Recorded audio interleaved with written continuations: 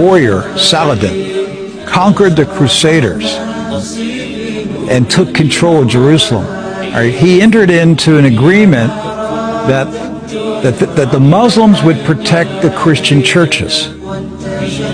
And so he appointed 2 Muslim families.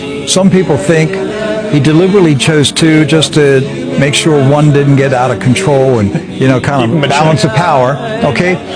The one family is Judah, Joudeh,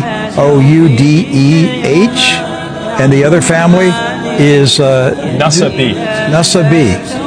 All right? And both of these families have been in Jerusalem for, close to 1,000 years.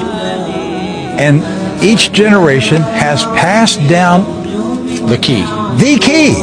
Right. The physical key. Mr.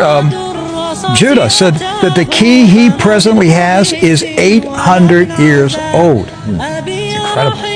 He had another key, but it broke. And this is a Muslim. I mean, yes. Adabi Judah is a Muslim. And he said it's a great honor for a Muslim to hold the key to the Church of the Holy Sepulchre, which is the most important church in Christendom.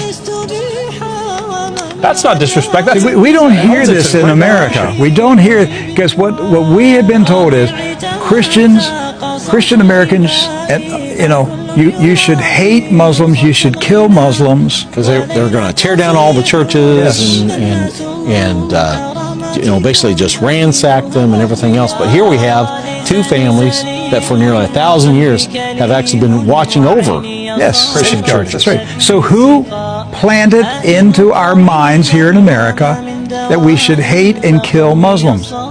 Who planted that thought in our head? Because it came into our society after 9/11. That's correct. So 9/11 was a calculated, planned operation, and it changed everything in our country.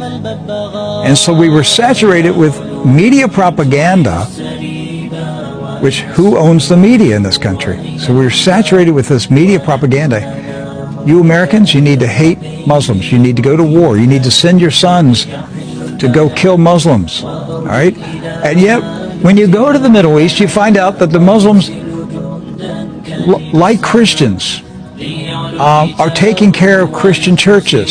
Yes. Do not hold animosity against Christians or Americans, except in the case where Americans are pushing for war in their countries or trying to take their land. So they've lived together.